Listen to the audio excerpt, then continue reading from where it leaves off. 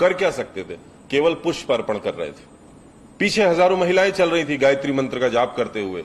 ये धीरे धीरे चलती हुई शव यात्रा निगम बोध घाट पर शाम को 6, सवा 6 बजे पहुंची। उनके एक ममेरे भाई थे प्रभुदयाल शुक्ल, उन्होंने अग्नि प्रज्वलित की, आखिरी श्रद्धांजलि हुई और चिता को अग्नि दी गई। 6:45 बजे के आसपास कपाल क्रिया की गई।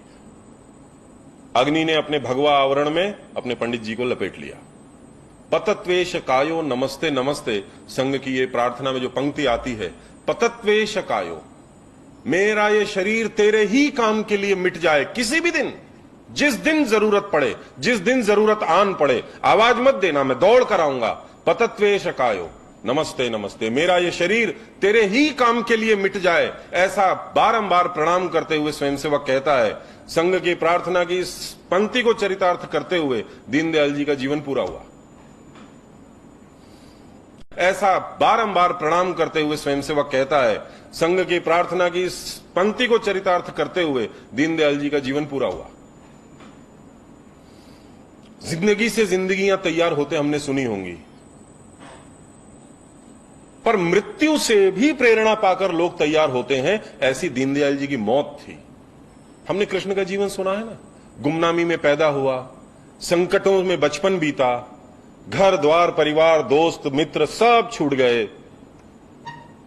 इस पूरी दुनिया में जो कि रसिक शिरोमणि के नाम से जाना जाता है, पर जिसकी मृत्यु गुमनामी में होती है, जिसकी वंशी की तान पर गाय और ये प्रकृति और ये चिड़िया भी थम जाती थी, ऐसे सारे लोग कोई थे नहीं। ना उद्धव था, ना अर्जुन था, न राधा थी, न देवकी थी, न वृंदावन था, अकेला कृष्ण था। जिसकी मौत ऐसी जगह होती है, समाज जीवन के लिए काम करने वाले बड़े लोग बर्बाद ही होते हैं। उदाहरण देख लीजिएगा आप उठाकर, और बर्बाद हुए बिना, यह कंपलसरी शर्त है, यह कंपल्शन है, आपकी बर्बादी इनवर्सली प्रोपोर्शनल टू राष्ट्र की उन्नति। इसलिए व्यक्तिगत सुख, व्यक्तिगत आकांक्षाएं, जिसको कि इस दुनिया में बड़ा माना जाता है, उसके चलते और ये भी ठीक हो जाएगा और वो भी मैनेज कर लेंगे, तो ये मैनेजमेंट से जिंदगी नहीं चलती है, बिजनेस चलते हैं। ऐसे दीनदयाल जी हमारे बीच से गए। दीनदयाल जी के जीवन में मितभाषिता थी, कम बोलते थे, पर उदासीन नहीं थे। अंदर हृदय के अग्नि थी, काम में ऊर्जा थी, पर रिएक्शनरी स्वभाव नहीं था। आवेश में नहीं रहते थे, आवेग नहीं होता था उनको किसी चीज का। सोच समझकर एक एक कदम रखते थे। गरीबी थी, पर दरिद्रता नहीं थी। अपना सब कुछ न्यौछावर कर देने का भाव था, पर अहंकार नहीं था। उनकी इच्छा के बिना ये फोटो छपते थे, क्योंकि जरूरी था। पर उनके मरने के बाद उनके व्यक्तित्व की जो परछाई है, उसकी कोई सीमा नहीं है। कितने लोग उनका नाम लेकर आज यहां बैठे हैं और बात कर रहे होंगे, पता नहीं कहां कहां पर। पंडित दीनदयाल उपाध्याय।